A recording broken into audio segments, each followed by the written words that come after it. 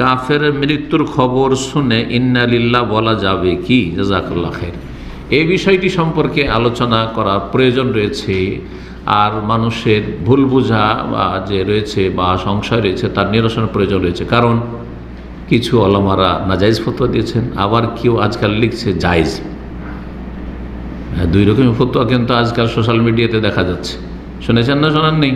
জায়েজের ফতোয়া দেখেছেন? সোশ্যাল মিডিয়াতে কিন্তু জায়েজের ফতোয়া আছে। তো এখন শেখ ইবনে বাজ থেকেও নকল করেছে যে ইন্না লিল্লাহি ওয়া ইন্না ইলাইহি রাজিউন বললে অসুবিধা নেই, জায়েজ। তো আমি এর উত্তরটা বলি ভালো করে, যাতে ভালো করে বুঝে নেন, যে কোনো আরবি ভাষা বোঝা ব্যক্তি যদি অর্থ বুঝে বলে তাহলে জায়েজ হতে পারে, কিন্তু বাঙালি যেই সেন্স নিয়ে বলে সেই সেন্সে বলা জায়েজ নেই। অর্থাৎ কোনো বাংলাভাষী যেই ব্যক্তি যে কোনো আরবিকে দোয়া মনে করে, আর ইন্না লিল্লাহি ওয়া ইন্না ইলাইহি রাজিউন কি মনে করে আমাদের দেশের মানুষরা? এটা দোয়া মনে করে। কিসের দোয়া? বালা মুসিবতের দোয়া, ঠিক না? বালা মুসিবতের দোয়া হচ্ছে ইন্না লিল্লাহি ওয়া ইন্না ইলাইহি রাজিউন। একটা কাফের মরলো আর আপনি বলছেন ইন্না লিল্লাহি ওয়া ইন্না ইলাইহি রাজিউন, আপনি বাঙালি, হ্যাঁ, আর এই তর্জমা বুঝে আপনি ওই আকীদা নিয়ে পড়ছেন না, বরং আপনি ভাবছেন যে এটা একটা বালা মুসিবত এসছে, সুতরাং এই মুসিবতের ক্ষেত্রে কি বলতে হবে আমাকে? ইন্না লিল্লাহি ওয়া ইন্না ইলাইহি রাজিউন। তো একটা কাফের মরা কি আপনার জন্য মুসিবত? অনেক ক্ষেত্রে মুসিবত না, তার বিপরীত। আলহামদুলিল্লাহ, ঠিক না? তো সবসময় বলবো না, অনেক কাফের আছে যারা নমনীয়, যারা ভালো, যারা ইসলামের বা মুসলিমের কল্যাণ চায়, তাদের ভালো চাইবো, তো কিন্তু আখিরাতে জান্নাত চাইতে পারবো না।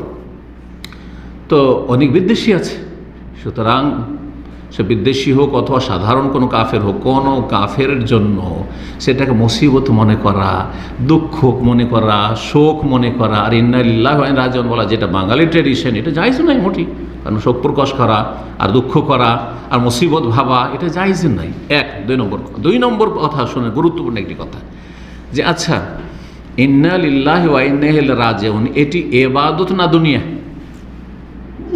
এটা দুনিয়া না ইবাদত? ইবাদত। কারণ আপনি একটি আয়াত পড়ছেন না, একটি আয়াত কারণ মৃত্যুতে পড়ছেন, অথবা কোনো একটা হোঁচট খাওয়ার সময় ধরেন একটু আঘাত খেয়েছেন, ইন্না লিল্লাহ বলছেন না?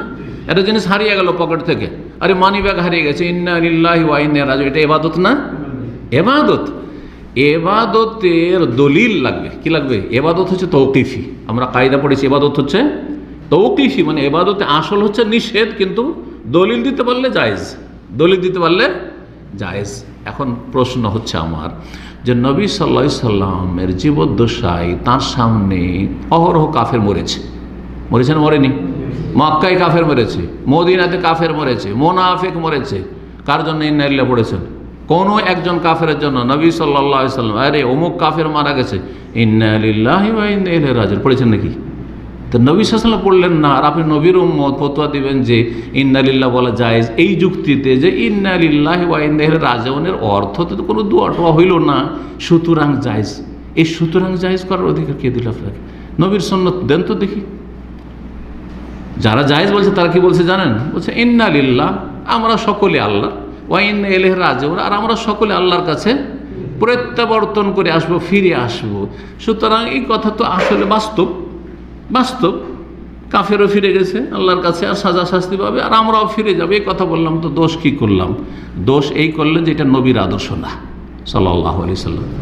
দোষ এই করলেন বাঙালি হিসাবে যে আপনি এটাকে দোয়া মনে করে পড়ছেন, কিন্তু একজন যদি আরবিয়ান পড়ে আর অর্থ বুঝে, হ্যাঁ ইন্না লিল্লাহ, আর সেটাকে নবী সুন্নাত মনে করেছেন না যে আমরা সকলে আল্লাহ, ওয়া ইন্না ইলাইহি রাজিউন, তাহলে জায়েজ হলে হইতে পারে, শেখ ইবনে বাজের ফতোয়া সেই ক্ষেত্রে প্রযোজ্য হইতে পারে।